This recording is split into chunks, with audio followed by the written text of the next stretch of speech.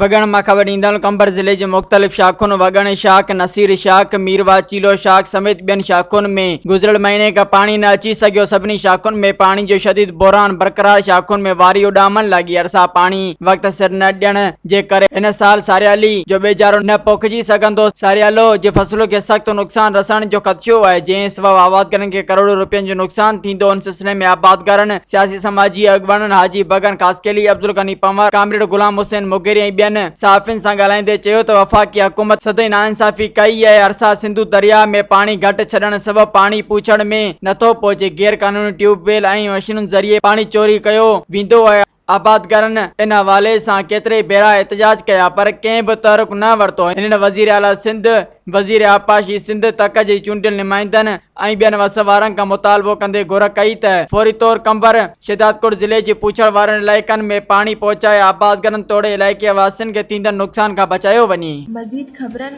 ऐं तफ़सीलात लाइ विज़िट कयो असांजी वेबसाइट www.awamiNewsHD.com ऐं ॾिसंदा रहो अवामी न्यूज़ HD।